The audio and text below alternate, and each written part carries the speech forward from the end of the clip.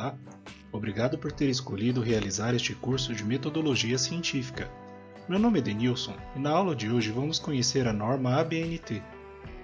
Os objetivos de aprendizagem deste vídeo são conhecer as exigências da norma ABNT para a elaboração de textos científicos. Vamos começar? Bons estudos para você!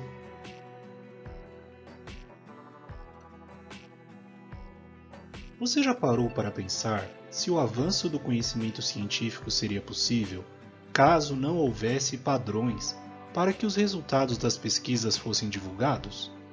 Certamente haveria muitas dificuldades para que os inúmeros pesquisadores compartilhassem ideias, informações e experiências, e também seria muito difícil diferenciar os dados confiáveis e relevantes dos demais, não é mesmo? Por isso, é preciso haver padrões a serem seguidos para que as pessoas possam se beneficiar a partir dos conhecimentos e das descobertas científicas.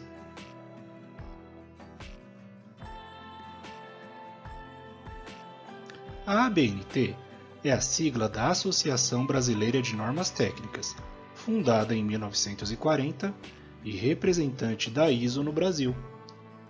A ABNT possui algumas normas relacionadas a informações e documentações, tais como a NBR 6023, que trata de referências, a NBR 6024, que trata de numeração, a NBR 6027, que trata de sumário, a NBR 6028, que trata de resumo, a NBR 10520, que trata de citações, a NBR 12225, que trata de lombada, e a NBR 14724, que aborda os trabalhos acadêmicos.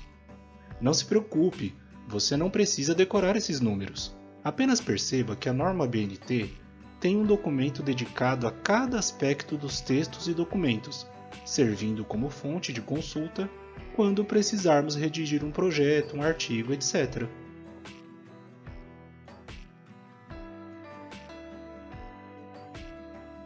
Hoje, vamos conhecer a norma ABNT de padronização de textos científicos. Alguns dos comandos que serão exemplificados são do Microsoft Word, um dos programas que podem ser utilizados para escrever trabalhos científicos. Vamos começar falando das margens das páginas.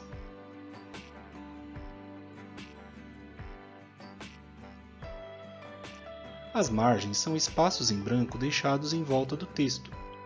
No Word, você pode configurar as margens na opção Layout, Margens. Na caixa de diálogo Configurar página, na aba Margens, você deverá deixar as margens superior e esquerda com 3 cm e as margens inferior e direita com 2 cm.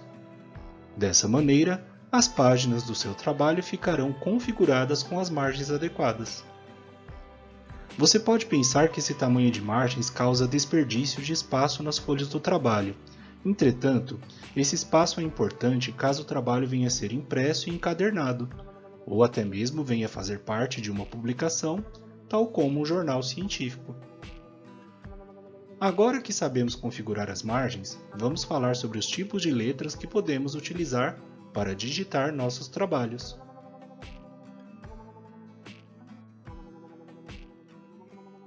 As fontes mais utilizadas para produzir textos científicos são a fonte Arial e a fonte Times New Roman. Você pode formatar essas fontes no menu do Word ou ainda na opção Editar, Formatar fontes. Veja um exemplo de um trecho de texto científico. Note que o texto está em Times New Roman tamanho 12. Perceba também que há uma citação com mais de 3 linhas, na qual foi empregada a mesma fonte, porém em tamanho menor que a do texto. Nós falaremos sobre citações adiante. Agora, vamos falar do espaçamento entre as linhas.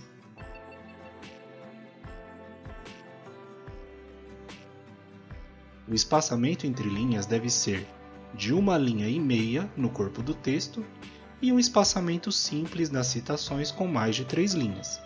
Assim como nas notas de rodapé e nas referências. Veja o exemplo. Nesse trecho, o texto está com 1,5 linha de espaçamento, e a citação com mais de 3 linhas, está com espaçamento simples. Essa diferença de espaçamento permite ao leitor identificar com facilidade qual parte do trabalho foi redigida pelo pesquisador e qual parte do trabalho foi retirada de uma fonte bibliográfica. Já falamos sobre margens, fontes e espaçamento. Se você aplicar essas instruções, certamente irá produzir um texto que segue os padrões da norma ABNT. Vamos agora falar das partes que compõem o texto, as seções.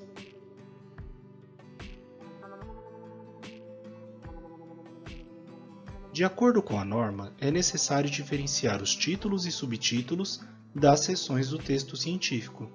Geralmente, a seção primária é digitada com letras maiúsculas e em negrito. Já a seção secundária é digitada em letras maiúsculas e minúsculas, também em negrito. E a seção terciária pode ser digitada em letras maiúsculas e minúsculas em itálico. Uma dica importante é utilizar a opção Referências, adicionar texto, para definir seções de nível 1, de nível 2 e de nível 3. Se você empregar essa facilidade, poderá gerar automaticamente o sumário do trabalho e poderá também utilizar o painel de navegação do Word. Gostaria que fizéssemos um vídeo sobre adicionar texto, sumário e painel de navegação? Deixe nos comentários suas sugestões para os próximos vídeos do canal, e assim faremos alguns vídeos práticos para que você empregue estas opções ao digitar os seus textos.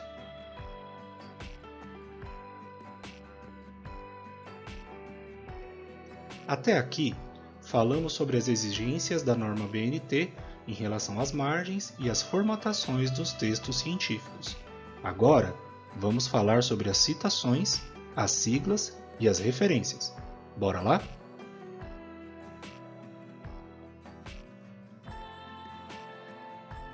Uma citação é uma menção de informações extraídas de uma fonte que serve para fundamentar a pesquisa científica. Há 3 tipos de citações: a citação direta, até 3 linhas, a citação direta com mais de 3 linhas e a citação indireta.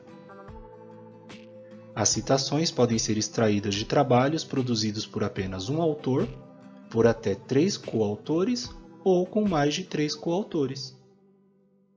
A diferença entre as citações diretas e as indiretas é a seguinte: por um lado, as citações diretas são reproduções literais das fontes consultadas, e por outro lado, as citações indiretas são textos criados pelo pesquisador com base nas fontes consultadas. Vamos ver alguns exemplos de citações.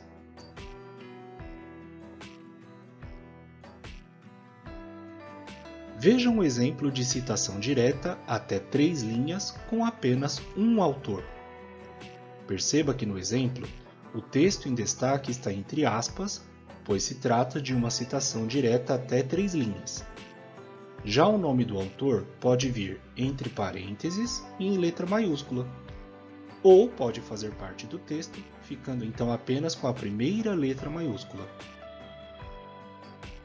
É importante usar as aspas e indicar o ano e o número da página da fonte bibliográfica utilizada. As aspas indicam o início e o fim da citação, e a indicação de ano e número de página indicam onde se encontra a fonte bibliográfica utilizada.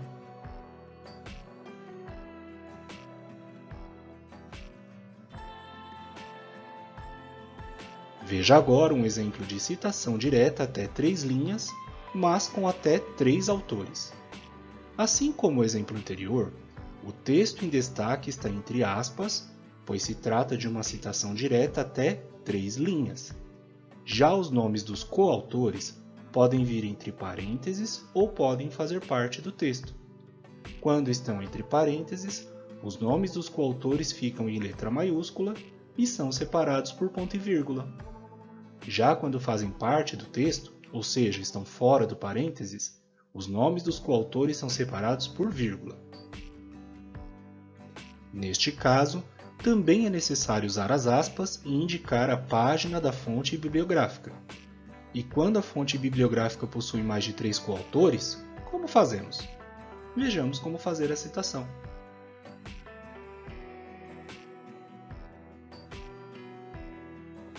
Numa citação direta, até 3 linhas, com mais de 3 coautores, utilizaremos a expressão et al., uma abreviação que em latim significa e outros ou e outras.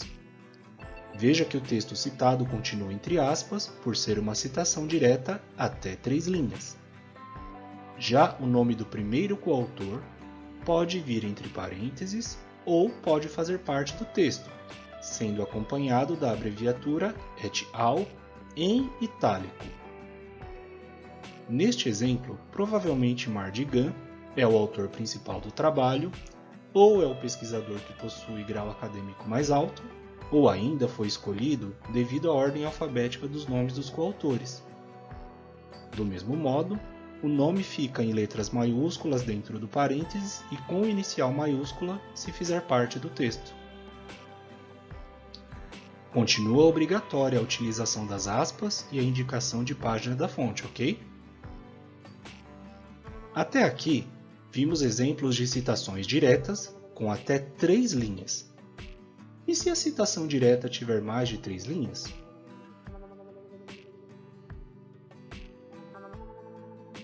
Veja esse exemplo de citação direta com mais de 3 linhas. Neste caso, é preciso deixar o texto citado num parágrafo diferente do texto que está sendo redigido. Esse tipo de citação deve estar em fonte menor que a fonte do texto, com um espaçamento simples e com margem maior que a margem do texto. Geralmente, faça um parágrafo blocado com 4 cm de margem. Você deve ter notado que neste caso, não é necessário utilizar as aspas, pois a citação está destacada do texto principal e seu tamanho diferente permite ao leitor identificar onde ela começa e termina. Vamos finalmente falar sobre as citações indiretas.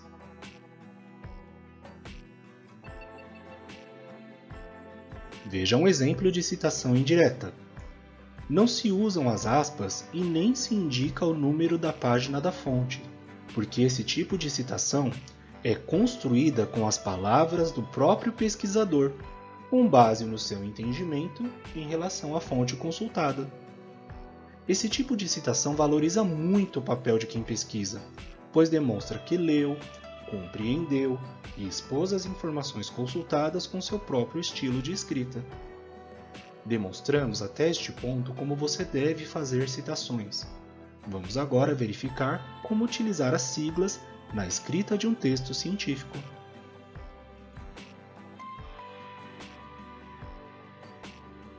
Uma sigla nada mais é do que a união das letras iniciais de um nome, de um título, etc.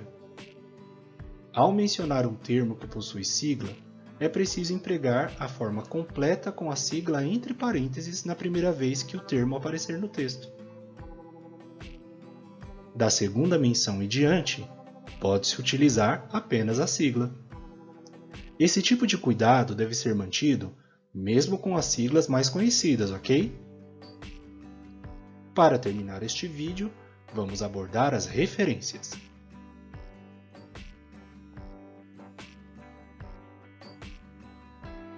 As referências nada mais são do que uma lista das fontes citadas no texto em ordem alfabética e em ordem de data. Se houver mais de uma fonte com o mesmo nome de autor, elas devem ser listadas em ordem crescente de publicação. Esse sistema de listagem de fontes é chamado de sistema autor-data. Você pode listar os nomes dos autores por extenso ou apenas com as letras iniciais. O importante é seguir o mesmo padrão do início ao fim das referências, certo? Vejamos alguns exemplos de referências.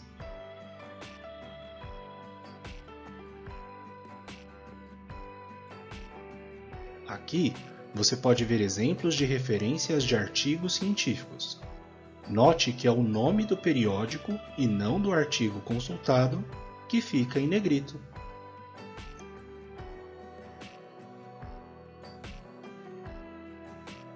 Agora, você pode ver um exemplo de referência de livro. é o título do livro que fica em negrito, e não o subtítulo caso haja. Além disso, especifica-se a cidade, a editora e o ano da publicação.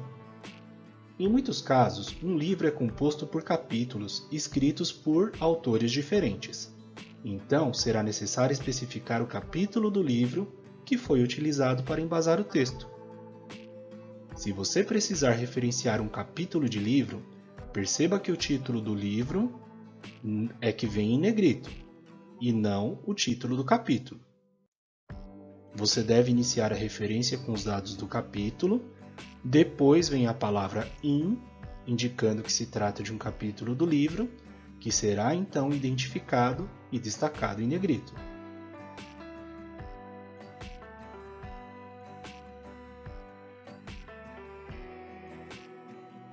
É muito comum realizar pesquisas com base em leis e decretos. Para referenciar esse tipo de documento, é preciso especificar a fonte e o meio no qual ela foi impressa. Aqui neste caso, a lei foi impressa no Diário Oficial da República Federativa do Brasil. Agora, se você utilizar uma dissertação ou uma tese, é preciso indicar, além do título do trabalho acadêmico, o curso e a instituição em que o trabalho foi defendido.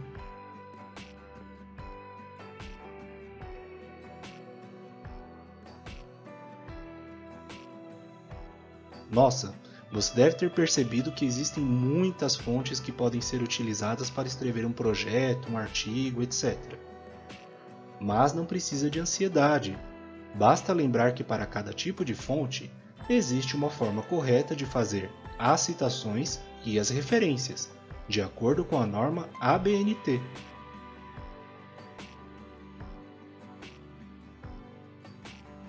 Você deve ter em mente o seguinte: a norma ABNT não existe para ser decorada, ela existe para ser consultada, e quanto mais pesquisas você realizar, mais você terá prática em fazer tanto as citações quanto as referências. As citações são as informações obtidas em outras fontes usadas para compor o texto dos trabalhos científicos. Já as referências ficam no final do trabalho, numa lista contendo todas as fontes usadas para compor a pesquisa.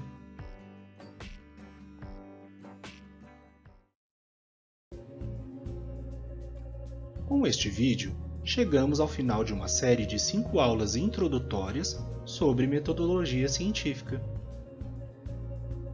Nosso objetivo não é abordar todos os pontos dessa disciplina, mas sim oferecer um meio de facilitar seus estudos sobre metodologia. Estamos comprometidos a ajudar como for possível, por isso, esperamos contar com suas críticas e sugestões para que possamos elaborar novos vídeos sobre o assunto. Esperamos que você tenha curtido esse material e continue acompanhando nossas futuras postagens aqui no canal. Um forte abraço e muito sucesso para você!